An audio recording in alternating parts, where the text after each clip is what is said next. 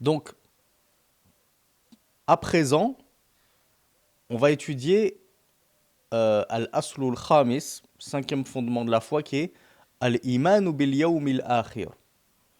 Et le Cheikh l'a, entre guillemets, annoté de façon assez simplifiée. Parce que, comme on l'a vu précédemment, croire en le jour dernier, c'est croire en tout ce qu'il contient. D'effroi, de stupeur, de châtiment. Ça englobe également la tombe, ça commence dès la tombe, ça englobe la station sur cette plaine désertique avec le soleil juste au-dessus de nos têtes, ça englobe le paradis et l'enfer et tout ce que ça contient. Donc vous imaginez que Ad-Durus al-Muhimma li'amat al-Umma, cette série de cours qui est destinée aux débutants, on ne peut pas tout voir. Donc, un petit conseil pour ceux que ça intéresserait de creuser un peu le sujet. Moi, j'ai plusieurs playlists sur ma chaîne qui enseignent la Aqidah de manière un peu plus profonde, notamment les trois fondements, et je pense surtout à la playlist seconde explication de la voix du musulman. Cependant, cette playlist-là, quand bien même c'est ma préférée, et c'est ma playlist entre guillemets de cœur, parce que c'est celle par laquelle j'ai commencé ma darwa, donc j'y avais vraiment mis tout mon cœur et toute mon énergie, elle n'est pas filmée, c'est des cours audio. Vous les retrouverez sur ma chaîne YouTube, mais c'est que audio pour les plus courageux. Et sinon, j'ai fait aussi l'annotation de Al-Aqidah Tahawiyya, qui est normalement le summum dans la Aqidah. C'est censé être le dernier livre qu'on étudie dans la Aqidah. En termes de matn, après il y a toujours les gros livres, mais en termes de petits matn, c'est le dernier niveau, la Aqidah Tahawiyya. Et là, on a un peu détaillé ces sujets-là, et on a notamment détaillé le sujet de la croyance en le destin, qui va être notre point numéro 6, notre fondement numéro 6. Donc le conseil que je vous donne, ça vaut pour ces deux derniers fondements.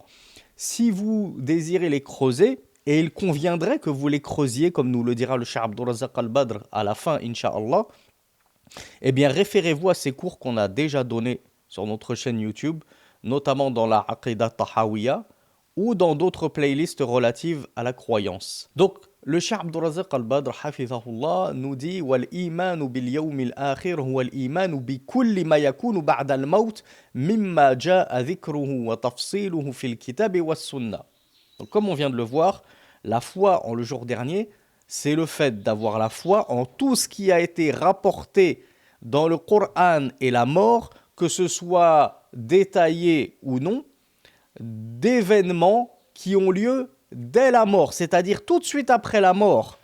Donc en fait, quand on meurt, on est déjà au jour dernier, nous.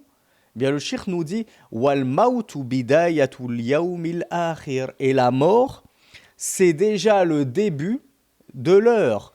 C'est déjà le début du jour dernier. Parce que pour toi, relativement, c'est-à-dire tout relativement à toi, ça y est, tu as commencé à entamer le jour dernier. Parce que tu as vécu ton dernier jour sur Terre.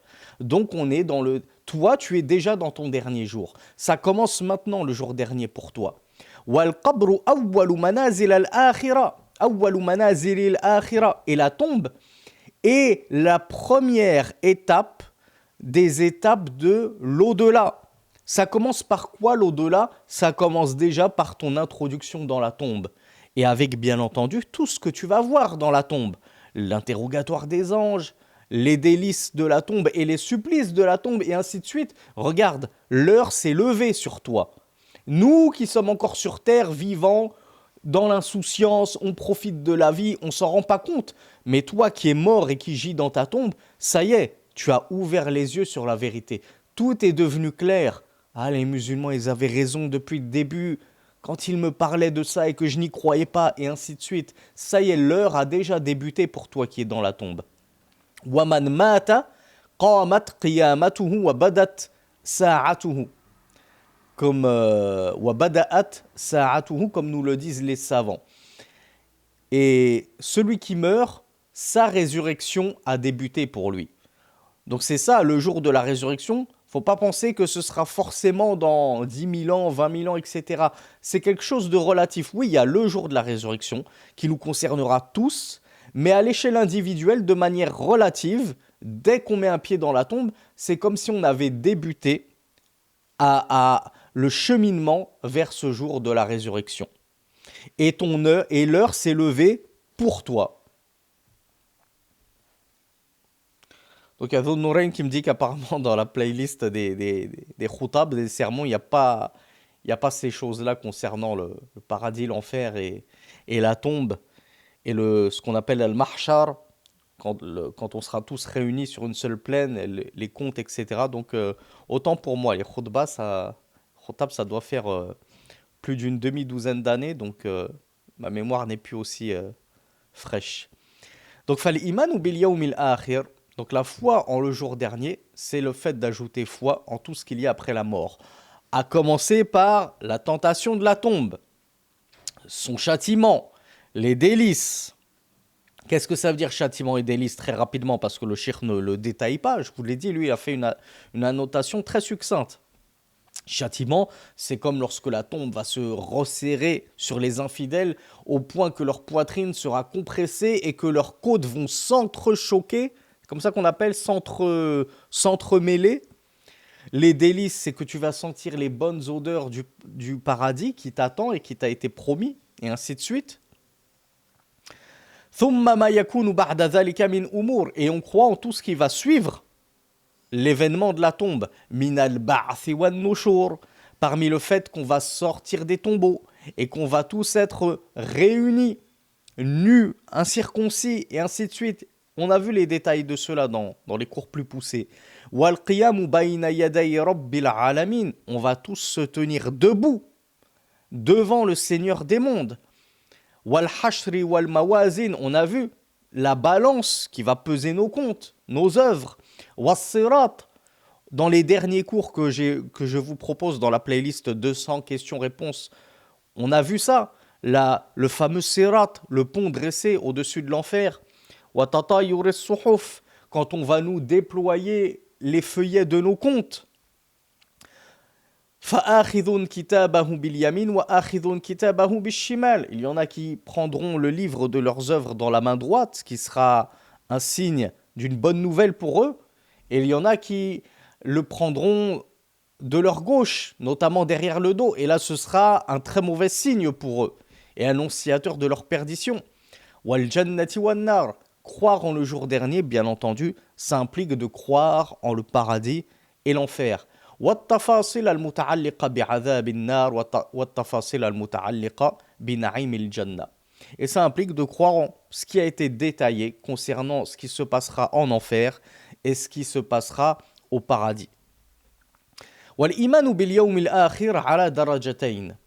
Et la foi en le jour dernier à deux niveaux.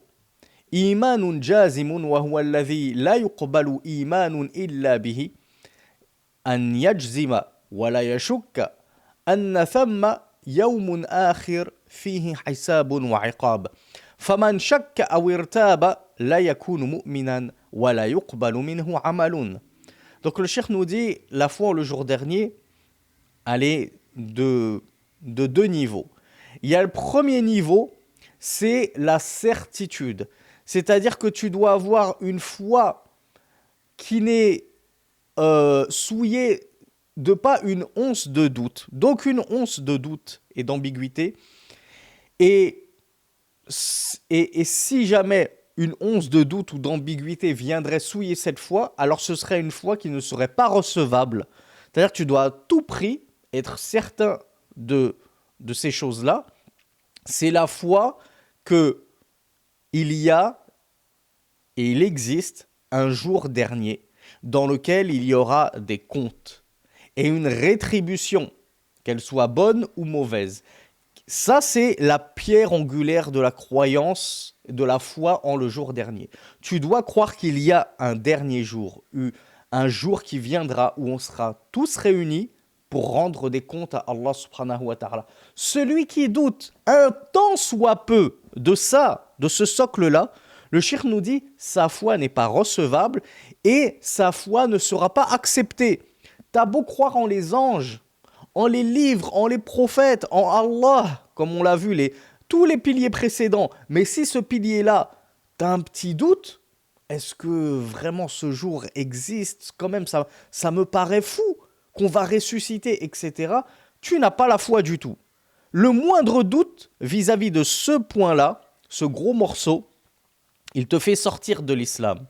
Ensuite, il y a ce que le cheikh appelle al-imanur rasir. Il y a la foi enracinée en le jour dernier. On n'est pas en train de parler de la foi obligatoire, la certitude qu'il y a un jour dernier, le jour des comptes, le jour de la rétribution.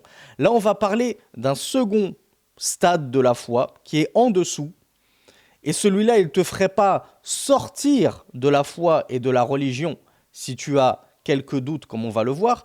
هو الإيمان المتمكن من القلب المتعمق في النفس الذي يستحضره العبد في المناسبات وفي الأحوال وفي الأعمال وفي الأمور بحيث كلما أراد أن يقدم على شيء تذكر الإيمان باليوم الآخر وتجده في كل وقت يستعد ويتهيأ لليوم الآخر ولهذا يقول أهل الرفعة وأهل الدرجات وأهل الفوز بالنعيم مخبرين عن هذا الإيمان الراسخ وأثره عليهم إنا كنا قبل في أهلنا مشفقين فمن الله علينا ووقانا عذاب السموم لأن هذا الإشفاق والخوف يورث الاستعداد والتهيؤ. Je m'arrête là parce que le cheikh détaille encore plus. Donc le deuxième niveau de la croyance en le jour dernier, c'est quoi? C'est une foi solidement ancrée en toi qui va te pousser à te préparer pour ce jour-là. On l'avait vu dans des cours précédents, je crois que c'était dans un livre qu'on avait étudié du Cheikh As-Sa'di. Normalement, et c'est ce qu'on voit dans les cours de la semaine, pour ceux qui les suivent avec nous, la foi doit engendrer des fruits, doit engendrer des actes et des œuvres. Si tu as vraiment la foi, tu devrais agir en conséquence de cette foi. Moi, j'ai atteint le premier niveau de la foi qu'on vient de voir, c'est la certitude qu'il y a un jour dernier qui m'attend, dans lequel je vais être questionné, interrogé sur ce que j'ai fait dans ma vie. Est-ce que j'ai cru ou mécru? Est-ce que j'ai pratiqué la prière ou non? Et ainsi de suite. Je sais qu'il y aura un interrogatoire devant mon Seigneur auquel je ne pourrai me soustraire et échapper. Donc le deuxième niveau de la croyance en le jour dernier, ça va être, j'ai un peu envie de l'appeler, le niveau pratique. C'est-à-dire un niveau pratique, un niveau qui va me pousser à mettre en pratique cette foi en le jour dernier et donc à œuvrer à œuvrer en fonction de cette croyance. Et c'est quoi ces œuvres en fonction de cette croyance? Le cheikh nous dit, cette croyance devrait te pousser à te préparer à cette rencontre finale et fatidique devant ton Seigneur. Préparer cet interrogatoire afin d'apporter avec toi ce jour-là le maximum de hasanat, le maximum de bonnes œuvres. Tu sais qu'Allah va te demander des comptes. Même sur les mots, les paroles que tu as tenues, les moqueries que tu as tenues à l'encontre de un tel, la calomnie, la diffamation, tu vas être questionné. Prépare cet interro. C'est même pas un interro surprise. Allah nous avait déjà prévenu qu'on avait un interro final qui nous attendait à la fin de cet examen qu'est la vie, al-hayatud dunya. Comment ça se fait que je le prépare mal en accumulant les bévues, les fautes, les transgressions, les péchés? Là, c'est sûr que je risque d'avoir une très mauvaise note à l'interro. Donc cette foi en le jour dernier devrait me pousser à agir en conséquence, c'est-à-dire bien préparer cet interrogatoire. Le préparer en révisant mes hasanat, en pratiquant les bonnes œuvres et en m'éloignant des interdits, des transgressions et des péchés. Donc le cheikh nous dit, à chaque fois que le serviteur voudra s'engager dans une voie, est-ce que je vais à droite ou est-ce que je vais à gauche, il se rappelle l'au-delà. Et il se rappelle que oui, cette voie-là, elle mène vers Allah subhanahu wa ta'ala, je peux m'y engager sereinement. Ou alors, non, je sais que cette voie-là, c'est une voie de transgression, de désobéissance, qui mène au diable et qui mène à l'enfer, qui m'écarte d'Allah. Donc je ne peux pas m'y engager. Pourquoi je ne peux pas m'y engager? Parce que je crois en l'au-delà. Je sais qu'il y a un jour dernier dans lequel Allah va me demander, mais pourquoi à ce moment-là de ma vie, j'ai emprunté tel chemin et pas tel chemin. Pourquoi sciemment j'ai transgressé, désobéi? Donc le cheikh nous dit, tu trouveras que le serviteur d'Allah, celui qui est empreint de cette foi, qui a cette foi en le jour dernier bien ancrée en lui, eh bien, à chaque instant, il est prêt. Il est prêt à la rencontre de son Seigneur et au jour dernier. Parce que voilà, il a réussi chacune des étapes de la vie. À chaque fois dans sa vie, il a réussi à emprunter la bonne voie. Il avait toujours un choix double, hein, le choix du bien et le choix du mal. À chaque fois, il a choisi de cheminer sur le bon chemin, le chemin du bien, le chemin de l'agrément d'Allah subhanahu wa ta'ala. Et regardez ceux qui ont toujours cheminé sur le bon chemin, qui avaient toujours peur d'Allah, peur de sa rencontre finale. Allah Azza wa Jal nous narre leurs paroles dans le Coran, notamment dans la sourate At-Tur, le mont Thor, versets 26 et 27. Ils diront donc ils diront dans l'au-delà, et notamment au paradis, Inna kunna qablu fi ahlina mushfiqin. Nous étions certes parmi les nôtres, dans nos familles, mushfiqin, apeurés. À votre avis, apeurés de quoi? De quoi avaient-ils peur ces gens qui ont gagné le paradis par la cause de cette peur? Ils avaient peur d'Allah. Ils avaient peur de son châtiment. Ils avaient peur du jour dernier, de la confrontation avec leur Seigneur. Ils avaient donc peur de faire les mauvais choix de vie, d'emprunter le chemin de la gauche qui mène à l'enfer, de suivre les pas du diable et ainsi de suite. Ils avaient toujours peur dans leur famille. Ils se préparaient déjà à la rencontre finale. Et ils n'étaient pas les sourires niais, comme la plupart des mécréants, le sourire niais, insouciants, à profiter de la vie, à vivre leur meilleure vie, à ne se priver de rien, etc. parce qu'ils ne croient pas en la rencontre finale. Alors pourquoi se priver de vivre? Pourquoi se priver des plaisirs de la vie, des bonnes choses de la vie, de la bonne chair, des belles femmes, des boissons enivrantes, de la drogue, de l'usure, etc. Pourquoi se priver de tout ça? Puisque une fois qu'on sera mort, on sera poussière et on ne reviendra pas à la vie. Donc forcément que eux, ils étaient heureux et pimpants sur terre. Ils rigolaient dans leur insouciance. Mais nous, normalement, on ne devrait pas être ainsi sur terre. On devrait être craintif du jour dernier. Est-ce que ma prière, elle a été suffisamment correcte, conforme à la sunna et pleine de ikhlas pour qu'elle soit acceptée d'Allah et que je puisse éviter le feu de l'enfer, ne pas dévier et déraper sur le pont Sirat? Donc, Allah nous dit dans ce verset 26 de la sourate At-Tur, certes nous étions parmi les nôtres, parmi nos familles, apeurés. Famanallahu alayna wa waqana adhab as-samum. Et alors, Allah nous a fait une faveur, nous a accordé une grâce, et il nous a préservé du châtiment du Samoum, qui est une fumée ténébreuse et brûlante et asphyxiante qui attend les habitants de l'enfer. Donc c'est là que, donc dans ces versets, le Cheikh Abdul Razak al-Badr nous montre, regardez qui sont les gens de la félicité. Les gens à qui Allah a épargné le châtiment du feu et qui leur a permis de vivre sereinement au paradis. Ce sont des gens qui, jadis, sur terre, dans l'ici-bas, ils ne vivaient pas leur meilleure vie. Ils ne se réjouissaient pas d'insouciance et d'ignorance à profiter de la vie, etc. C'était des gens qui craignaient leur Seigneur, qui craignaient la rencontre finale, qui craignaient l'au-delà. Et cette crainte de l'au-delà, nous dit le Cheikh Abdul Razak al-Badr, elle porte des fruits. Elle est censée porter des fruits. Et ces fruits, c'est qu'on ne fait pas n'importe quoi sur terre. On n'essaye pas de vivre notre meilleure vie. On n'est pas sur terre pour se faire plaisir et goûter à tout. On est sur terre pour adorer Allah et se conformer à ses ordonnances. Allah subhanahu wa ta'ala nous dit également dans le verset 19 et 20 de la sourate Al-Haqqa, فَأَمَّا مَنْ أُوتِيَ كِتَابَهُ بِيَمِينِهِ فَيَقُولُ هَاؤُمُ اقْرَءُوا كِتَابِيَهْ إِنِّي ظَنَنْتُ أَنِّي مُلَاقٍ حِسَابِيَهْ. Regardez encore une fois les gens de la félicité au jour dernier. Allah Azza wa Jal nous dit, verset 19, sourate Al-Haqqa, quant à ceux à qui le livre sera donné dans leur droite, quant à celui à qui son livre sera donné dans sa main droite, et on a vu ça, c'est un bon signe, c'est une bonne annonce.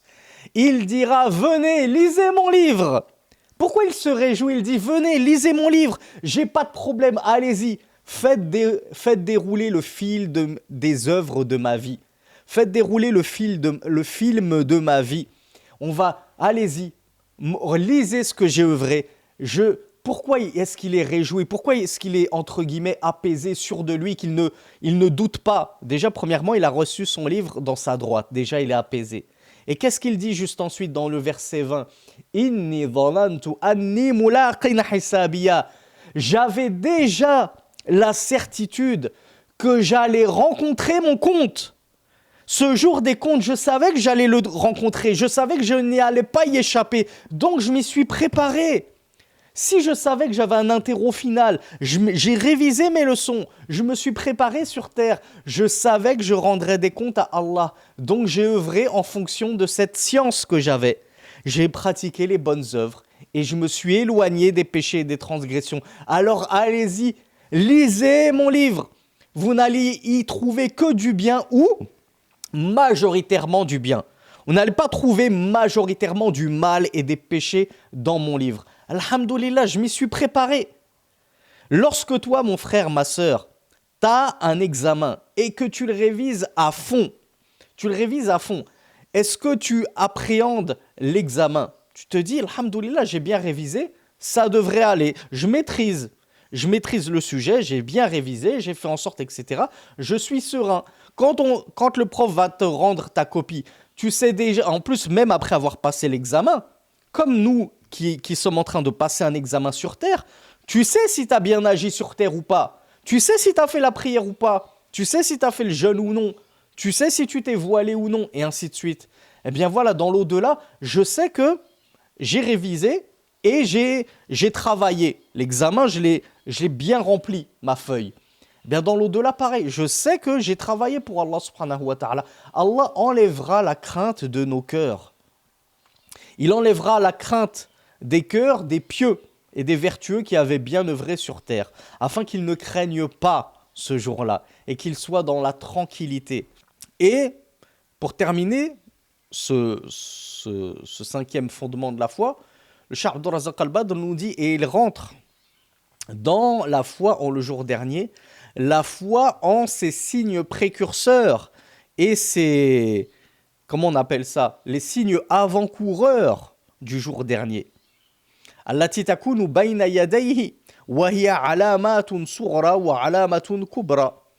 Et il se distingue ces signes précurseurs du jour dernier en grands signes et en petits signes. Et là, notre ami Dhun Nourayn nous le confirmera, mais là, on le trouve dans la playlist Khutab, dans la playlist Sermon du vendredi.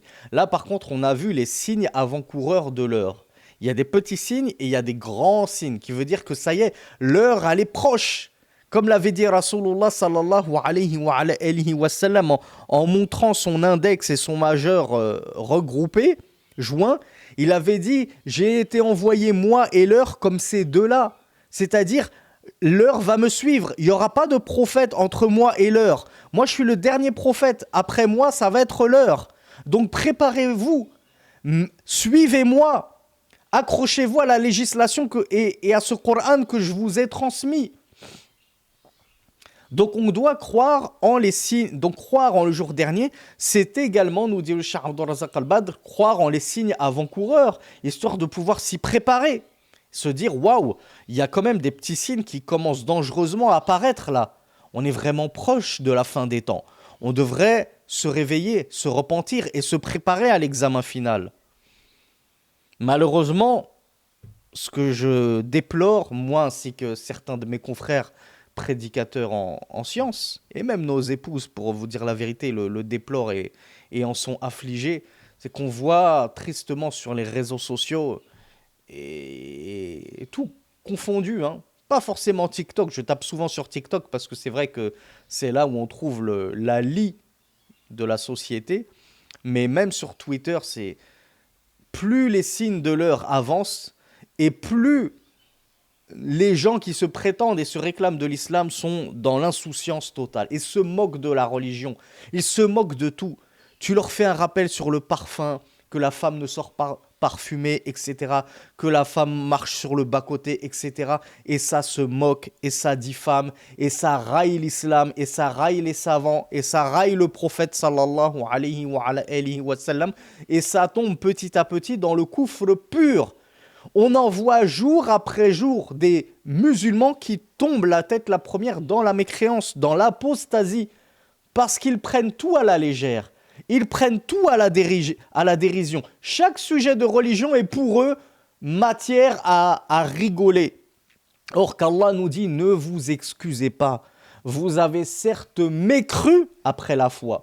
Tu ris de la religion, ça te fait rigoler quand on te parle d'Allah et de son messager. Ça te fait rigoler quand on dit que c'est haram.